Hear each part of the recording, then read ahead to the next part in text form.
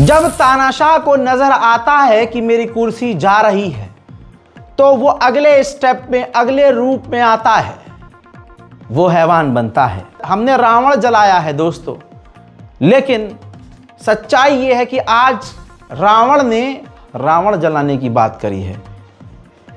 आज इस दौर में हम देख रहे हैं कि प्रभु श्री राम की तस्वीर जलाई जा रही है। ये घोर कलयुग है, और कलयुग नहीं तो क्या है। और राम जी की मूर्ति जलाने वाले, कमाल ये है कि मुसलमान नहीं है। अपमान तो मुसलमान का किया जाता है, मुसलमान के दीन का किया जाता है, हुजूर पाक सल्लल्लाहु अलैहि वसल्लम का किया जाता है। आगे बढ़ने से पहले, नेशनल प्राइम टाइम शुरू करने से पहले मुसलमानों से, बेटी बेटियों से, भाई बहनों से मेरी हाथ जोड़कर कोहनी तक अपील है, तुर्रम खां बनने की ज़रूरत नहीं है। जब आपका कोई बैक सपोर्ट नहीं है, पॉलिटिकल बैकग्राउंड नहीं है, माल रोकड़ा नहीं है, तो हीरो बनने की ज़रूरत नहीं है। बहुत कूदेंगे, अरे तो क्या हम हुजूर पाक को ऐसे ही सुन लें, गाली बकते हुए, इनकी तो बहन की, ऐसे बहुत उछले, बहुत कूद के आगे आए, अब फरारी पर हैं। फरारी पर नहीं, फरारी पर हैं, गायब हैं। उनके बूढ़े माँ बाप के आंसू मुझसे तो बर्दाश्त नहीं हो रहे। पूरा खानदान नचा रखा है पुलिस ने, क्योंकि आपको जब पता है कि अगर राजधानी दिल्ली में खड़े होकर सेंट्रल भीड़ भाड़ वाले इलाके में एक कद्दू का ठाकुर खड़ा होकर, ठाकुर ऐसे होते हैं, ऐसे ठाकुर तो मैंने कभी नहीं देखे, जाहिर सी बात है उन्हें पीछे से मोदी और योगी और आरएसएस का फुल सपोर्ट है। वो दीन को गाली बकता है, इस्लाम को गाली बकता है, हुजूर पाक सल्लल्लाहु अलैहि वसल्लम को गरियाता है, तू तड़ाक अपशब्द बोलता है। और जैसे ही वो गाली बकता है हुजूर को, तुरंत अगली लाइन में कहता है ये योगी और मोदी का देश है, यहां ऐसे नहीं चले। तो यानी ये क्लियर है कि योगी और मोदी उसके साथ हैं, भाजपा आरएसएस उसके साथ है। कोई गिरफ्तारी अब तक ना हुई, ना आगे होगी। जिस पर एफआईआर नहीं हो रही है वो गिरफ्तार कैसे हो जाएगा? मुसलमान जो आज के नए नए बने हुए हैं रील वाले, मतलब कंटेंट क्रिएटर बनने की चाहत में, वो रिप्लाई वीडियो बना रहे हैं, अरे हम ये कर देंगे, तुझे ये कर देंगे, तू मेरे इस पर। उसका कुछ नहीं हो रहा है। 4-5 हज़ार मुन्ना के फॉलोवर हैं, वो फॉलोवर हासिल करने के लिए अल्लाह वाला बन रहा है, और वो एकदम कौम का रहबर बन के ख़तरनाक वीडियो बना देता है। हम दबा कर शेयर करते हैं, लाइक मारते हैं, फिर क्या होता है, उसका जब वीडियो ज़रा सा नज़र में आता है तो अगले 48 घंटे के अंदर वो जेल में नज़र आता है। फिर लंगड़ाता हुआ माफ़ी मांगता है। या तो तुम माफ़ी मत मांगो, तोड़ रहे हैं टांग तो तोड़ दो, मारा जा रहा है तो आराम से पिट लो। अरे तुम ही तो कह रहे थे कि मरना होगा तो मर जाएंगे हुजूर के लिए, फिर मरो। भाई गैर कानूनी अमल मत करो, क्योंकि देखिए कानून हमारे लिए है, उनके लिए नहीं है। ये बात मान लो आप। जब तक ये सरकार बदलेगी नहीं, प्रभु श्री राम इनको खुद सजा देंगे नहीं, तब तक ये सुधरेंगे नहीं। तो ये बात मुसलमान समझ ले कि आज वो कत्ल भी कर देंगे तो चर्चा नहीं है, हम उफ भी कर देंगे तो चर्चा हो जाएगा। वैसा हो रहा है भाई साहब, मुसलमान दो है ना, शेर मैंने उल्टा कर दिया है कि हम आह भी भर दें तो हो जाते हैं बदनाम, वो कत्ल भी करते तो चर्चा नहीं होता। हम आह ही तो भर रहे हैं कि हुजूर का अपमान मत करो भाई, इस्लाम पर गंदी टिप्पणी मत करो, ये हम आह भर रहे हैं। और वो सामने से इस्लाम को गाली बक रहे हैं, एफआईआर हो नहीं रही है, फिर वो हमको चैलेंज कर रहे हैं। इसलिए मुसलमानों से कह रहा हूँ कि कानून और कानून के रखवाले आपका साथ नहीं दे रहे हैं, लिहाजा अपना भविष्य खराब मत करो। हमें कुछ भी हो जाए कानून के दायरे में रहना है, क्योंकि कल सरकार बदलेगी, कोई जिंदगी भर प्रधानमंत्री नहीं रहने वाला, कोई जिंदगी भर सीएम नहीं रहने वाला। आज जो जहर उगल रहे हैं उगलने दो। अगला अगर सोच रहा है कि मैंने अपने ऊपर से धाराएं संसद में इसे रो के धाराएं हटवा ली, तो ये थोड़ी ना है कि धाराएं आगे लगेंगी नहीं, फाइलें तो सारी खुल जाएंगी फिर बाद में। बस ऊपर वाले से दुआ कीजिए, और जिसके नाम पर ये गंदगी, प्रभु श्री राम के नाम पे जो गंदगी मचाई जा रही है, यकीन रखिए वही प्रभु श्री राम इंसाफ करेंगे, बिल्कुल करेंगे। हम अल्लाह वाले हैं, आप राम वाले हो, आप जीसस कोई भी हो, जिस पर आपको यकीन है अपने, उन पर यकीन रखिए, इंसाफ होगा। क्योंकि कहते हैं ना, ये देर है अंधेर नहीं है, और यहाँ के कानून से खेल सकते हो, वहाँ के कानून से क्या ही बचोगे तुम। इंसाफ तो होगा, बिल्कुल होगा। पता नहीं कितने आए, पता नहीं कितने ऐसे भी आए जिन्होंने ये सोचा कि हम ही भगवान हैं, हम ही खुदा हैं, हम ही सब कुछ हैं। लेकिन क्या हुआ, आज उनका कोई नाम लेने वाला नहीं है। तो मुसलमानों से मैं यही अपील कर रहा हूँ कि किसी क्रिएटर के बहकावे में आकर, भड़कावे में आकर मैदान जंग में सोशल मीडिया पे मत उतरना, क्योंकि तुरंत रेले जाओगे। क्योंकि ये पूरा का पूरा जाल है, पूरा का पूरा ये ट्रैप है। तुम्हें यही चाहते हैं वो कि तुम ऐसा ही वीडियो बनाओ, यही चाहते हैं वो कि तुम सड़क पर आओ। तो बच के रहिएगा। तानाशाह बना हैवान। आइए शुरू करते हैं सोनम की धर्मपत्नी से। सोनम जिनको गिरफ्तार किया, सोनम वांगचुक जिन्हें गिरफ्तार किया लेह से, लद्दाख से गायब कर दिया गया। अब उनकी जो पत्नी दिल्ली आई हैं, देखिए तानाशाह हैवान कैसे बना। तो उन्होंने बयान दिया और कहा, देखिए यहाँ हिंदू मुस्लिम नहीं है, इन्हीं मुद्दे को दबाने के लिए, इनके मुद्दे को दबाने के लिए, पेपर लीक को दबाने के लिए ये तमाम चीज़ें की जा रही हैं कि हिंदू मुसलमान हाईलाइट कर दिया जाए। हिंदू मुसलमान जैसे ही हाईलाइट हुआ, क्या हुआ, जो कांग्रेस ने एक्सपोज किया था वोट चोरी मैदान से गायब हो गया, मुद्दा ही गायब हो गया। सीधा हिंदू मुसलमान फ्रंट पर आ गए। गोदी मीडिया ने दिन रात हिंदू मुसलमान करना शुरू कर दिया ताकि मेन मुद्दों से आपका ध्यान भटक जाए। सोनम वांगचुक की धर्मपत्नी जब दिल्ली आई तो उनका बयान यह आया है कि मेरा पीछा करवाया जा रहा है। मेरा, सोचिए क्या ही सेफ्टी है, क्या सुरक्षा है।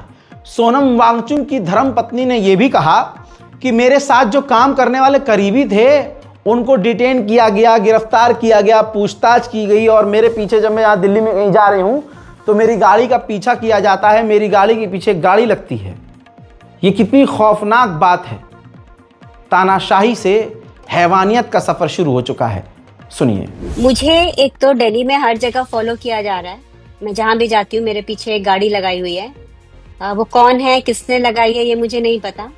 और सेकेंडली जो मेरे क्लोज उनको परसेप्शन है कि जो स्टाफ हयाल के मेरे साथ क्लोजली काम करते थे उनको कस्टडी में डिटेन किया गया है, पुलिस कस्टडी में, और उनके साथ बहुत ही बुरा बर्ताव किया जा रहा है। उनको पीटा जा रहा है, उनको मेंटली और फिजिकली टॉर्चर किया जा रहा है। ये इनके नाम है डॉक्टर सेतान नोरबू, जो हमारे यूनिवर्सिटी के वार्डन है, जो एक स्टूडेंट जिसकी तबीयत खराब थी उनको लेके हॉस्पिटल गए तो वहीं से उनको पकड़ के ले गए। द ओनली रीजन उनको पकड़ के ले जाने का ये है कि वो मेरी गाड़ी लेके गए थे, क्योंकि हमारे कॉमन्स में हम बिलीव करते हैं लास्ट मिनट जो भी गाड़ी मिले तो वो शायद मेरी गाड़ी में देखा उनको, तो इसलिए उनको पकड़ के ले गए। और जैसे ही मैं दिल्ली आ गई तो जो सीआरपीएफ हयाल के बाहर रखे हुए थे 3 जगह पे 10-10, 15-15 लोग, वो भी डीएस्केलेट कर दिए गए हैं। तो एक तरफ तो सोनम से मिलने नहीं दिया जा रहा, उनकी मेडिसिन देना, उनकी प्रोटेक्शन, उनकी वेलबींग का ना मुझे कुछ पता है ना किसी को कुछ पता है। कोई और भी जोधपुर में जब उनको मिलने गए तो मिलने नहीं दिया। तो एक तरफ से उनको डिटेन किया जा रहा है इतने इनह्यूमन वे से, और सेकेंडली हमारे ऊपर विच हंटिंग और जोर कर दी गई है। जब कुछ पेपर्स में नहीं मिला, सीबीआई। यहां पर ट्विस्ट ये है कि सबको, पूरी दुनिया को पता है कि सोनम वांगचुक गलत नहीं है। जो आदमी कल तक भाजपा की तारीफ करता था तो वो पूरी दुनिया के लिए हीरो था। आज जब भाजपा ने जो वादा किया वही वादा पूरा करने के लिए सोनम वांगचुक ने आवाज उठाई तो वो आज आतंकवादी हो गया, उसके कनेक्शन पाकिस्तान से भी हो गए। खेल समझ रहे हैं आप?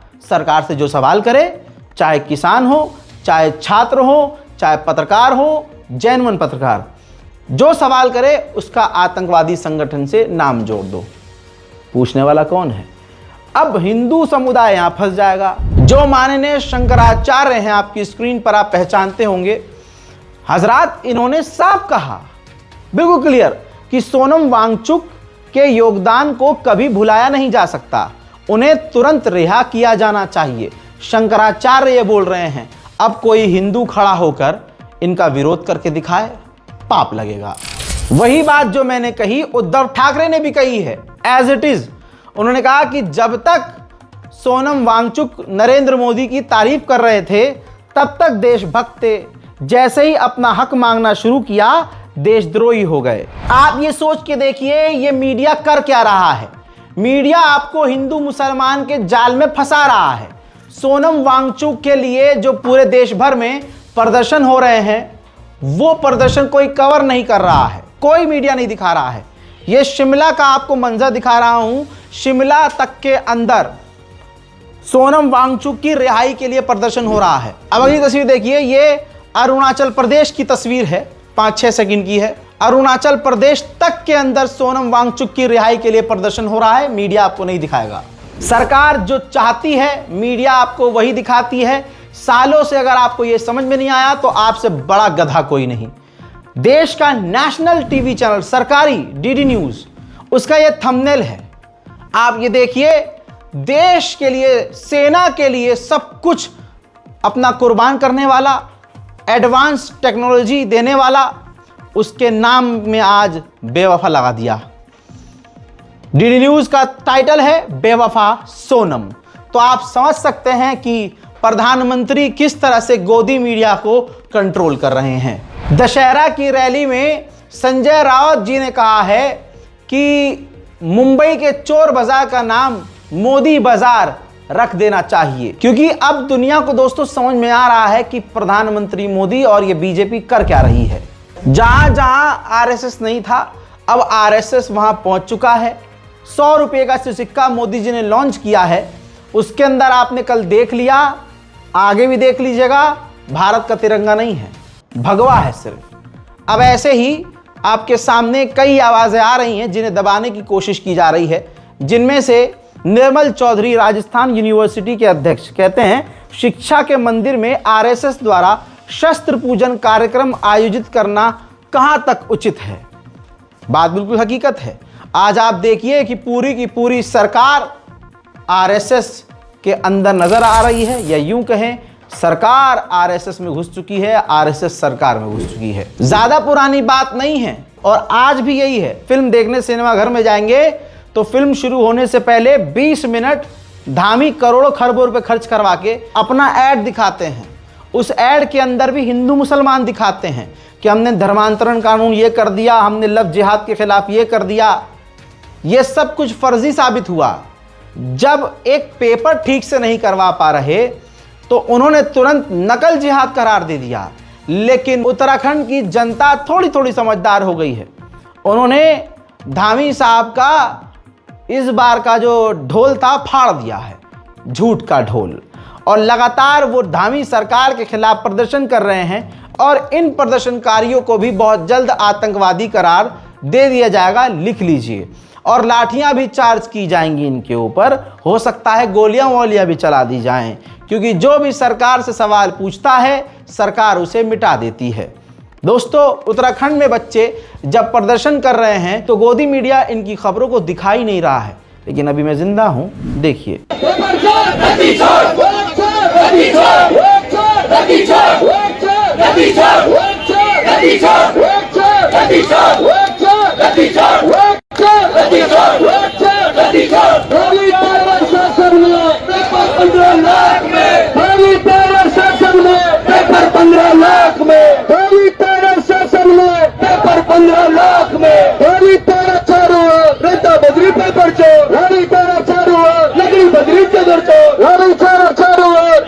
अब छात्रों को भी समझ में आ गया है कि गोदी मीडिया को गोदी मीडिया क्यों कहते हैं। उत्तराखंड के अंदर गोदी मीडिया जब अपने एजेंडे के तहत नैरेटिव चेंज करने के लिए पहुंची तो वहां छात्रों ने गोदी मीडिया का गोंडा फाड़ दिया।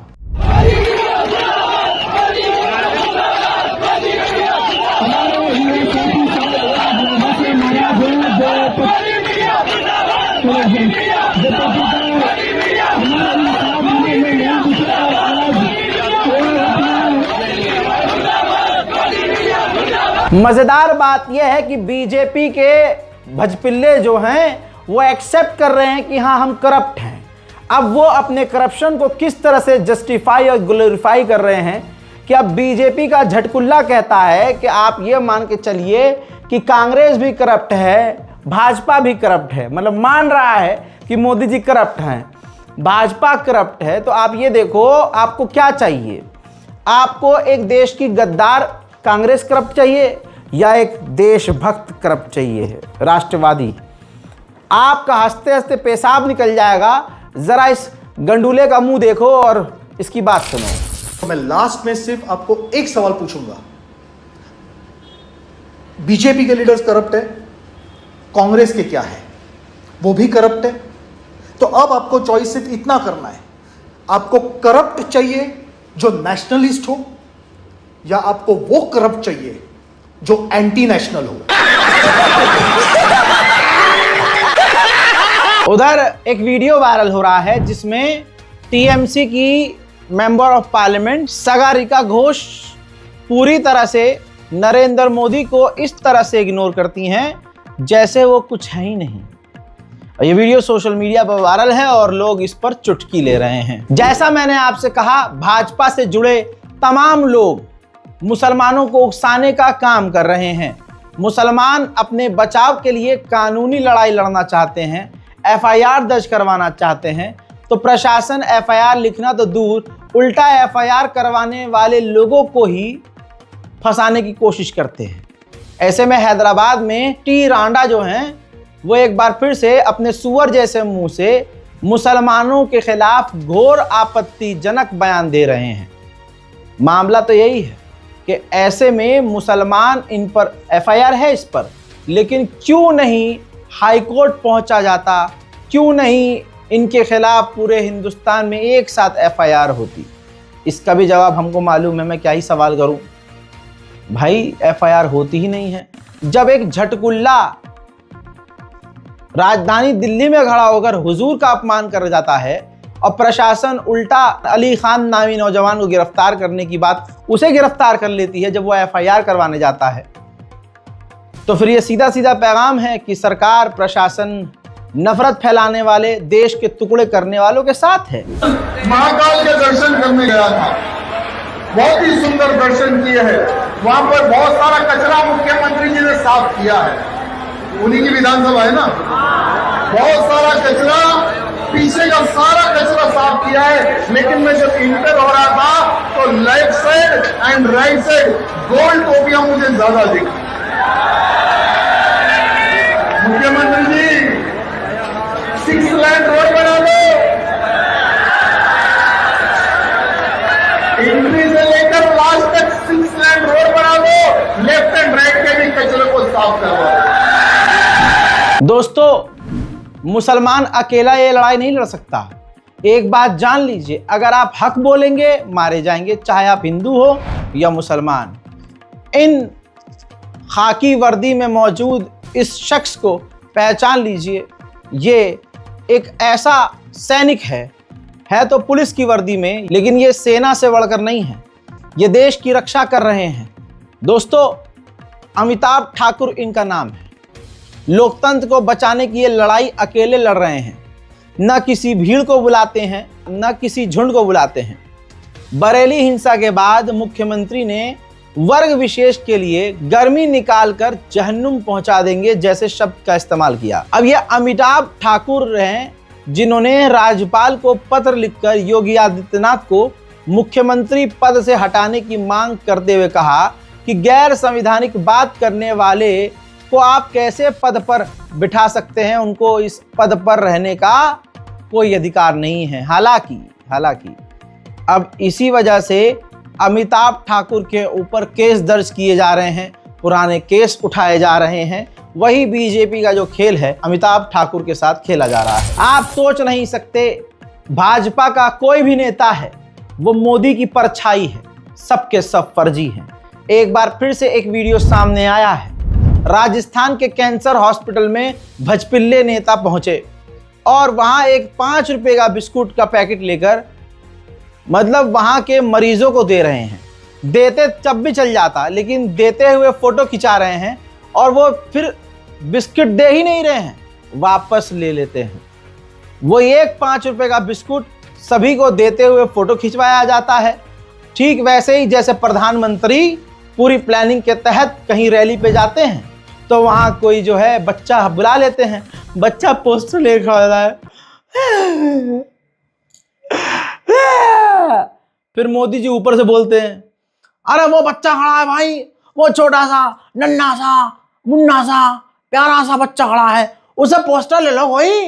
अरे वाह, मेरे पास आ गया है, वाह वाह वाह वाह वाह।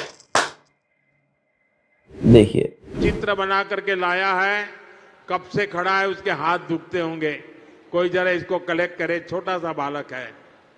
शाबाश बेटे।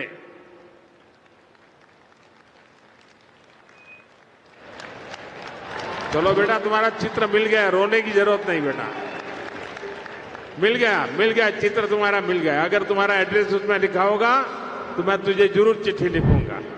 धर्म की अफीम और धर्म का धंधा बहुत बढ़िया चल रहा है, और जिसकी दुकान नहीं चल रही हो, जिस आंडू शांडू का काम नहीं चल रहा हो, वो बाबा की चोली पहनकर कथावाचक बन जाए और कथावाचक में प्रभु श्री राम, श्री कृष्ण, हनुमान जी का जिक्र न करके मुसलमानों को गरियाए, मुसलमान के खिलाफ। अबे भाई, रातों रात कामयाब हो जाते हैं। ये है मुसलमानों की ताकत, ये है इस्लाम की ताकत कि तुम्हारी नैया डूब रही होती है तो तुम्हें हमारे सहारे की जरूरत पड़ती है। पूरे देश में बहुसंख्यक समाज का एक सड़ा हुआ अंग दंगे करवाने की साजिश कर रहा है, और जितने नेता हैं जो सरकारी हैं वो भाई ऐसे बयानात दे रहे हैं जैसे वो कभी देते नहीं थे। आगरा में अभी ठीक से उगी नहीं है वो लड़की, आप समझ रहे हो, लेकिन वो कथावाचक बन गई और कामयाब होना था कम समय में तो मुसलमानों के खिलाफ जहर उगलने लगी। ये हिंदुओं को खाने पीने का सामान बेच करके हिंदुओं का धर्म भ्रष्ट करने की कोशिश करते हैं, प्रयास करते हैं, कैसे भी करके इनका धर्म भ्रष्ट करें। देश के कोने कोने में समाचारों में यह बात आ रही है कि क्या क्या गतिविधियां चल रही हैं, क्या क्या चल रहा है। और मेरी मानिए तो हर गांव के बाहर यह बोर्ड लग जाना चाहिए कि यहाँ पर मुसलमानों का प्रवेश वर्जित है। क्यों? क्योंकि अगर ये आएंगे तो ये क्या करेंगे? अब हमें ये लिखकर तोड़ना बेटे कौन सा मुसलमान अच्छा है, कौन सा मुसलमान बुरा है। जिस तरह से न्यूज में आ रहा है उस तरह से तो यही पता चल रहा है कि अब तो बहुत ज्यादा ही हद होती जा रही है इन लोगों में। इसलिए लग जाना चाहिए कि प्रवेश वर्जित है। मुसलमान अपने पैगंबर इस्लाम सल्लल्लाहु अलैहि वसल्लम के अपमान पे अगर सड़क पर उतर जाए तो प्रशासन हिल कर रह जाता कि ना ये क्या हो गया, ये इतने सारे। फिर उनको खुशी भी होती है कि यही तो हम चाह रहे थे सरकारी नेताओं को कि लो जी मुद्दा पलट दिया जाएगा, अब होगा हिंदू मुसलमान। अब 2 तरह का कानून है भारत में, एक बार फिर से साबित कर दूं। मुसलमान आई लव मोहम्मद सल्लल्लाहु अलैहि वसल्लम का पोस्टर ले ले तो उस पर FIR है। अब आप ये देखो, आप रेल के कानून पढ़ लो, देश का कानून पढ़ लो, ये जो जहरीले लोग हैं RSS वाले, सार्वजनिक स्थल पर जिनकी फट के 4 हो जाती है नमाज पढ़ता हुआ किसी को देख लें, ये लोग ट्रेन के अंदर खुलेआम पोस्टर लगाकर पूजा कर रहे हैं, आरती उतार रहे हैं। अब कानून यह है कि ट्रेन के अंदर या प्लेटफॉर्म पर, खासकर ट्रेन के अंदर, आप ज्वलनशील पदार्थ नहीं ले जा सकते, माचिस नहीं जला सकते। ये लोग दिया जलाकर आरती उतार रहे हैं। तो दोगला कानून और दोगली डबल फेस की सरकार आपके सामने खुलकर आ चुकी है। भाई अगर मैं मोबाइल लूं हाथ में और मोबाइल लेके यूं करके यूं कर दूं तो मैं गिरफ्तार हूं। मैं गिरफ्तार हूं क्योंकि नाम मेरा मोहम्मद रजा है। लेकिन 2 अक्टूबर के दिन हिंदुस्तान में भगवा आतंकवादियों ने पूरे देश भर में शस्त्र पूजा के नाम पर हथियार लहराए, तलवार लहराई। और आपको बता दूं कि इसमें नौजवान आपको ज़्यादा दिखेंगे, क्योंकि उनको पता है कि मोदी सरकार भक्ति के अलावा हमें कुछ नहीं दे सकती। अपनी ही वो भक्ति करवाएंगे, अपनी रैलियों में दौड़ाएंगे, ये दौड़ भी रहे होते हैं इस उम्मीद से कि हमसे पार्टी खुश होकर हमें क्या नौकरी पोकरी दे दे। अबे भाई नहीं मिलेगी। लेकिन मुद्दे से मैं भटक रहा हूँ। ये लोग हथियार चमकाकर हथियार पूजा किए हैं। अब अगर वही बात इन पे कोई कार्रवाई नहीं होगी, लेकिन अगर मैं मोबाइल लेकर ऐसे ठाए से इशारा कर दूं तो भाई साहब फट के चार हो जाएगी जिनकी होनी है। समझ रहे हैं? हाँ। ऐसे ही विश्व हिंदू परिषद में एक प्रोग्राम में जहरीली नागिन की तरह जहर उगल के मुसलमानों के खिलाफ देश में आतंकवाद फैलाती हुई ये एक्स एमपी, जिसका नाम साध्वी प्रज्ञा है, इसने कहा कि मुस्लिम समुदाय के यहाँ भाई बहन का रिश्ता नहीं, तो वो हमें कैसे बहन बना लेंगे। और आप हथियार इनके आगे देख सकते हैं। अब मुसलमान समुदाय को ये सोचना है कि देखिए अब तो पैगंबर इस्लाम तक बात आ गई और हमारी प्रशासन सुन नहीं रहा।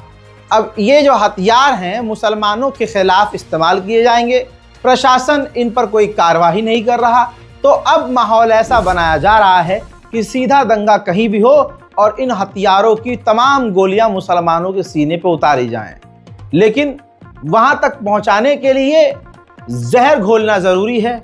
अब जहर सुनिए। कि मियाओं में कोई भाई बहन का रिश्ता होता ही नहीं, तो वो हमसे बहन का रिश्ता कैसे निभाएंगे। वो हमें बहन बनाने आए, हमें समझ लेना चाहिए कि ये बहन बनाने नहीं आ रहे हैं, हमारे साथ धोखा करने के लिए आ रहे हैं। यदि ऐसा कोई प्रसाद बेचते हुए भी हमें पता चला तो उसको जितनी ठुकाई हो सकती उतनी ठुकाई करो और फिर कानून के हवाले करो। आइए इन दिमाग की लंगड़ी को मैं जवाब देता हूं। हजरात ये कह रही है कि मुसलमान हमको बहन कैसे मान सकते हैं। ठीक, इनके यहां तो बहनों को बहन नहीं मानते, तो तेरे यहां जिसको भाई बोलते हैं उसको भाई मानते हैं? नहीं। हजरात यही 4 दिन पहले की खबर है आगरा की। ये जो औरत है पूजा शकुन पांडे, जो महात्मा गांधी को गोली मारने वाला जो सीन है रूपांतरण करती थी हर साल 2 अक्टूबर को, इसका संबंध प्रेम प्रसंग गुप्ता जी से चला और लंबे समय तक गुप्ता जी के साथ इनके गुलछर्रे उड़ते रहे। मजेदार बात यह है कि यह औरत शादीशुदा थी। अब गुप्ता ने मतलब किसी न किसी चीज से परेशान होकर सोचा भाई काम धंधे पे लगो, कब तक मैं अंधभक्ति करूंगा। टीवीएस का शोरूम गुप्ता जी ने खोल लिया आगरा के अंदर। अब उनकी गर्लफ्रेंड भड़क गई, जो कि गांधी को गोली मारकर अपना तुर्रम खां समझती थी पुतले को। इसने उससे मांग करी कि भाई अपना टीवीएस का जो शोरूम है उसमें मुझे पार्टनरशिप दे। भिखमंगे ऐसे ही होते हैं, पार्टनरशिप दे दे।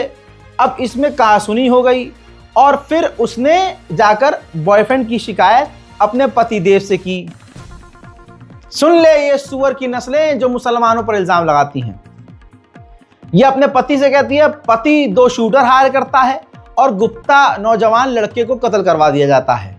मामला प्रकरण में है भाई साहब, साबित हो चुका है, पुलिस को बयान दिया जा चुका है। पूजा शकुन पांडे का पति जेल में है और पूजा शकुन पांडे अभी पब्लिक डोमेन में नहीं आ रही हैं और आगरा की उत्तर प्रदेश पुलिस जांच कर रही है। अब सुअर की नस्लें जो हमें मुसलमानों को ये कह रही हैं कि ये हमें बहन कैसे पहली बात तो हम तुम्हें बहन मानेंगे ही नहीं। जब सामने से सिर्फ नफरत मिल रही है तो भाई ये हम एक तरफा मोहब्बत तो नहीं कर सकते। नफरत बोगे तो नफरत मिलेगी, प्यार बोगे तो प्यार मिलेगा। इसी तरह से ये दिल्ली का बाबा आपको याद होगा, वसंत कुंज से गिरफ्तार हुआ, लग्जरी गाड़ियों में घूमा करता था, हिंदू बेटियों का रेप किया करता था, इसकी गंदी गंदी चैट्स बरामद हुई।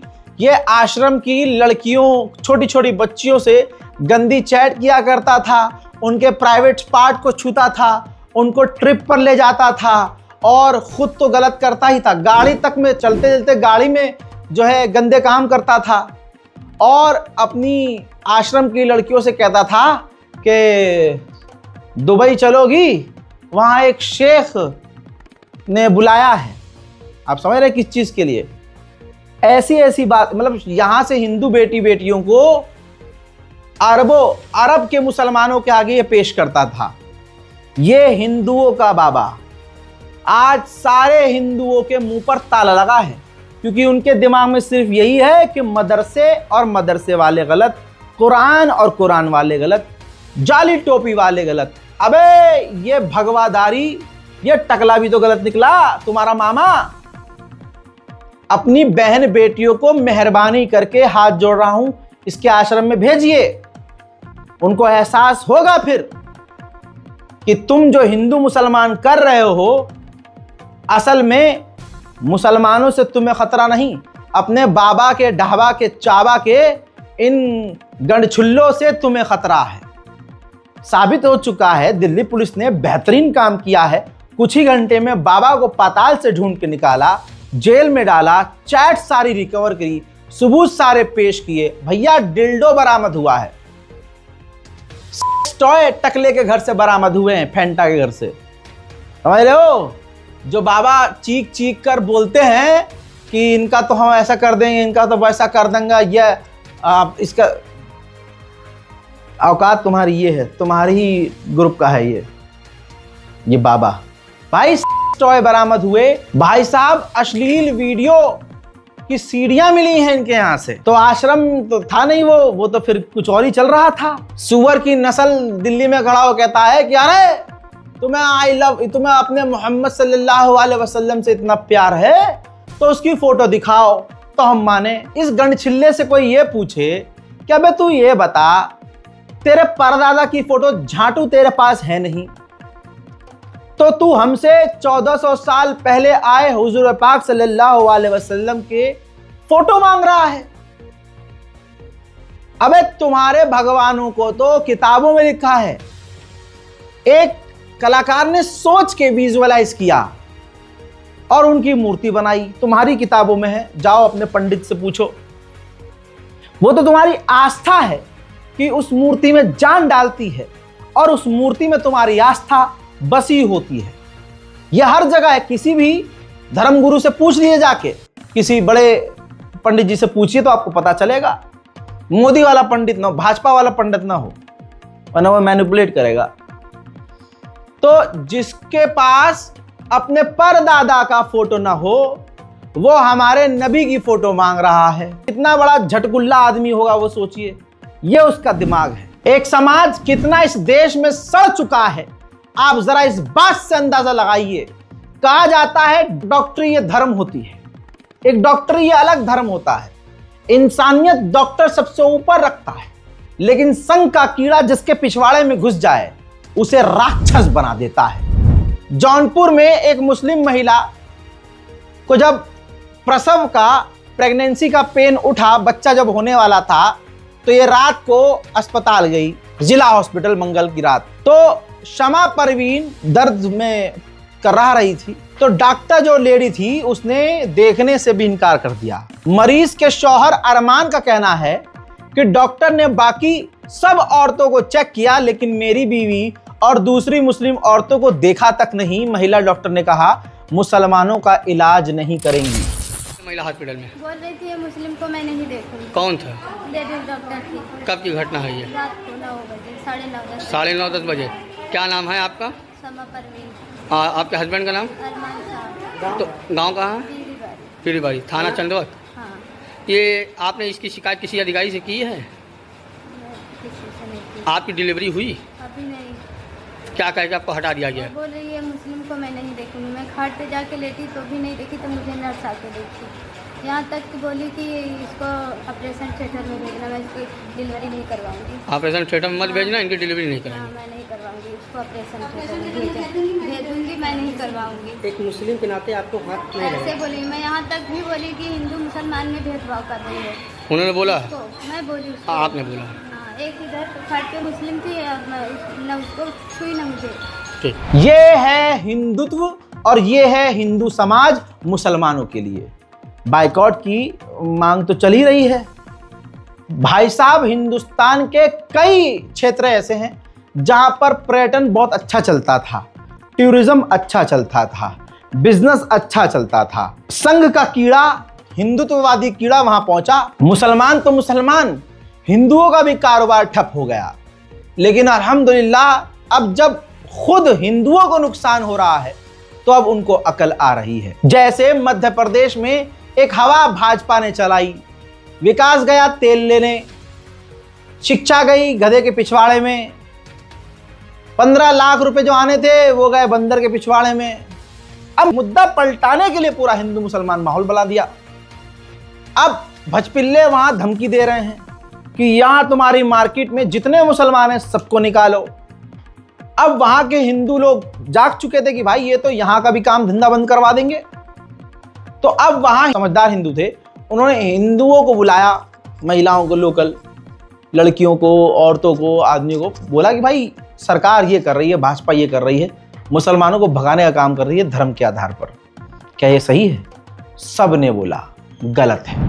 देखिए, मैं हिंदू हूँ। अभी यहाँ पे सराफा में अपना शीतला माता बाजार में एक मुहिम चल रही है कि जो भी मुसलमान लोग हैं उन लोगों को यहाँ से हटाना चाहिए, उनको व्यापार नहीं करना चाहिए। तो ये आप लोगों के साथ सही है क्या? मतलब आप यहाँ पे आ रहे हो जब से, तो आपको ऐसी शिकायत आई है क्या? मतलब कि किसी ने छेड़ा, जैसे भाई मुस्लिम है तो इन्होंने आपको कभी परेशान करा है, ऐसा कुछ करना हुआ है क्या? धर्म के आधार पे व्यापार को बांटना चाहिए क्या? नहीं, धर्म के आधार पर व्यापार को तो नहीं बांटना चाहिए ना। मतलब पर अभी ये जो मुहिम चला रहे हैं सही है क्या? जो खराब है उनके निकालो, अच्छा है। जो लव जिहादी है मुस्लिम, उसी पे टारगेट करना चाहिए ना। सबको क्यों वो करो? तो अभी ये चल रहा है कि सारे मुसलमान को यहाँ से खाली कर देना चाहिए। तो ये सही चीज है कि गलत है दीदी, आप बताइए। बस इसी पे चर्चा कर रही है कि थोड़ी, ये भी 10 साल पुराना ही है वो। अच्छा, आपको 10 साल में 4 बार आ चुके हैं सब लोग। हाँ, अच्छा है सब भाई बहन। इंसानियत से बढ़ के कोई धर्म होता है क्या? आप बताइए अम्मा। भाई बहन की तरह हो, सब अच्छा है। जो मुजरिम है, जो लव जिहादी, उस पर कार्रवाई करो, आप पकड़ो उसको। पर जो व्यापारी है उसको क्यों तंग करना? अभी इन लोगों पे प्रेशर बनाने के आप लोग यहाँ से दुकान खाली कर दो, तो ये इनका तो पीढ़ियों से व्यापार घर जुड़ा हुआ है, ये लोग कहाँ जाएंगे? तो ये चीजें बेरोजगारों की भगवा झुंड ने मध्य प्रदेश की मार्केट तबाह कर दी। वहां पर हिंदू मुस्लिम पार्टनर साथ मिलकर काम किया करते थे, अपना घर चला रहे थे।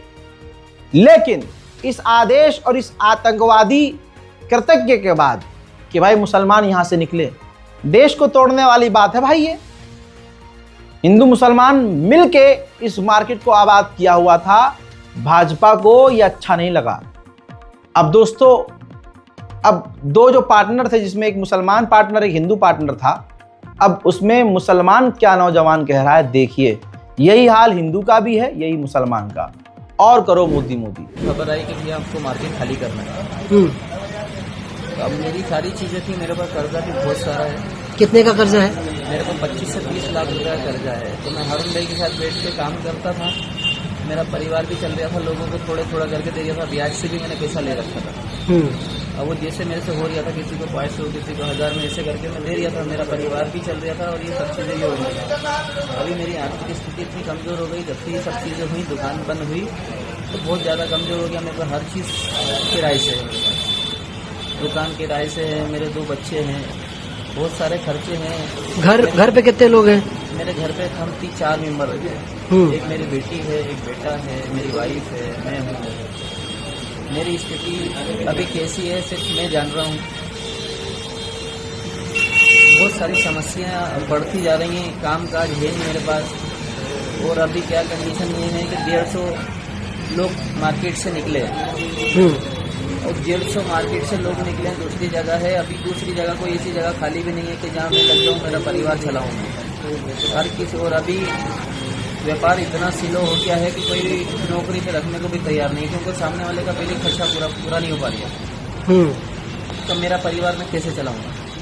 अभी कहीं मैं दूसरी जगह बात करने जा रही हूँ तो वो व्यापारी मना कर रहा है कि अभी जगह खाली नहीं, अभी मैं कहाँ जाऊँ? वो रावण का वध करने वाला जो इंसान हो दशहरे पर, उसका कैरेक्टर भी प्रभु श्री राम जैसा होना चाहिए। लेकिन खुद जो रावण जैसा हो वो क्या करे, यह अपने में एक अलग सवाल है। आइए अब अगली खबर पर ध्यान देते हैं। रेखा गुप्ता जो दिल्ली की माननीय सीएम हैं, पूरी ताकत से तीर चलाती हैं और उनके ही कदमों में तीर आकर गिर जाता है। रावण की तरफ तीर नहीं जाता है, बल्कि रावण की तरफ जाने वाला तीर खुद रेखा गुप्ता के कदमों में आगे गिरता है। इससे प्रभु श्री राम और प्रकृति क्या बताना चाह रही है, मैं आगे टिप्पणी नहीं करूंगा। आपको खुद सोचना होगा। मुसलमानों के लिए अब प्रशासन और पुलिस कुछ नहीं है, सिर्फ नाटक है। एक तो पहले से ही पुलिस प्रशासन आम लोगों को भेड़ बकरी समझती है और मुसलमानों को तो कुत्ता भी नहीं समझती है। एक सीसीटीवी फुटेज देखिए, मुजफ्फरनगर में कैमरे में रिकॉर्ड हुआ है कि एक मुसलमान लड़का है, उसके हाथ से फोन छीनकर सुअर की औलादें ले गईं। बाइक सवार लुटेरों ने सड़क पर जा रहे शुएब से उसका फोन लूट लिया। अब जब शुएब थाने पहुंचे तो शुएब को धमकाकर एफआईआर जबरन गुमशुदगी में दर्ज करा दी। नाराज शुएब ने सरकार के पोर्टल पर सीसीटीवी के साथ पुलिस की शिकायत की है। लुटेरे फरार बताए जा रहे हैं। आप समझ रहे हैं, ये शुएब अकेला शुएब नहीं, ऐसे हजारों शुएब हैं जिनको प्रशासन उल्टा एफआईआर करने पे धमकाता है और एफआईआर में अपनों को बचाता है। इन चोर उचक्कों की साठगांठ इनके साथ होगी, तभी तो मुजफ्फरनगर पुलिस अपने बच्चों को बचा रही थी और शुएब को धमका रही थी। यह हाल हमारे मुल्क का है। एक बार फिर से मुसलमान नौजवानों से मैं अनुरोध करूंगा, किसी क्रिएटर, मुसलमान क्रिएटर जो आपको अल्लाह वाला दिख रहा हो, उसके भड़कावे और बहकावे में आके सड़क पर ना आना। इमोशनल वो ब्लैकमेल करे, ये कर दो आप, वो कर दो, मेरे लिए आप ये करो, जिसकी बातों में ही सिर्फ मैं है कि मैंने ये किया, मैंने वो कर दिया, मैंने ये किया तो तुमने मेरा साथ नहीं। जो सिर्फ कौम से शिकायत कर रहा है, इसका मतलब वो व्यूज का भूखा है, आपके लाइक्स का भूखा है, आपके सब्सक्राइब का भूखा है। समझ रहे हैं आप? ये मैं किसी एक पर टिप्पणी नहीं, मैं आपको इन जनरल बोल रहा हूं। कोई भी आपको भड़काए, गैर संवैधानिक काम करने को उकसाए, नहीं करना है। अपने बड़ों को हमेशा आगे रखना है, चीजों को समझना है, समझकर फूक फूक कर कदम रखना है। क्योंकि तुम हिंदू नहीं हो, तुम फूक भी दोगे तो गिरफ्तार हो जाओगे, वो कत्ल भी कर रहे हैं तो मौज कर रहे हैं। ये चीज अगर जिस दिन आपने समझ ली तो आप अपने आप को मुसीबत में नहीं डालेंगे। और देखिए, ऐसा होता है, बैक सपोर्ट होती नहीं है, माँ बाप परेशान होते हैं। लिहाजा किसी के बहकावे में ना आए। बहुत ज्यादा खून जोश मार रहा है तो नमाज पढ़ें, इबादत करें, शैतान से दूर रहें, गलत काम से बचें, नजरों और जबान पर काबू रखें, सराते मुस्तकीम पे चलें। इतने ही अल्लाह वाले हैं और हम पैगंबर इस्लाम के चाहने वाले हैं तो कोशिश करें कि नमाज हमसे न छूटे, वरना जिस दिन नमाज ने हमें छोड़ दिया, अल्लाह की कसम, बुरा लगेगा किसी को, लेकिन बस मैं क्या कहूं, मैं मौलवी आलिम तो नहीं हूं, लेकिन इतना समझता हूं कि क्या सही क्या गलत है। हमारी कौम के बच्चे फंसे हुए हैं, बहुत सारी एफआईआर है हमारी कौम के बच्चों पर, जोश जोश में वीडियो। अबे भाई, अगर तुम वीडियो बना रहे हो तो फिर पिछवाड़े में दम रखना कि माफी ना मांगना। अगले दिन वीडियो आ रही है लंगड़ाते हुए, माफी मांगते हुए, भाई क्या फायदा हुआ, सारा तेल निकल गया। तो समझदार बनिए, अपने माँ बाप को मुसीबत में मत डालिए। हुजूर पाक सल्लल्लाहु अलैहि वसल्लम के खिलाफ कोई अपमानित बयान देता है तो ये उनसे बयान दिलवाया जा रहा है ताकि आप सड़क पे ही उतरें और आपको गिरफ्तार किया जाए, आपके घर पर बुलडोजर चला जाए, आपको आतंकवादी घोषित किया जाए। तो दिमाग से काम लीजिए, अपने आसपास के वकील से बात कीजिए, 8-10 लोग इकट्ठा हो जाइए। वकील हमारे मुसलमान ऐसे नहीं है कि कोई फ्री में काम कर दे, हमारे मुसलमानों की तो बात ही अलग है। वकील साहब के हाथ पे रखिए कि हम ये 5-6 लोग हैं, ये फीस है आपकी, ये एक PIL दाखिल कीजिए या FIR करवाइए, या हाई कोर्ट में FIR करवाइए। सड़क पर उतरने के तैयार, हाँ चलो चलो, वो यही तो चाह रहे हैं। इस रिपोर्ट को शेयर कीजिए, दुआओं में याद रखिए। जय हिंद।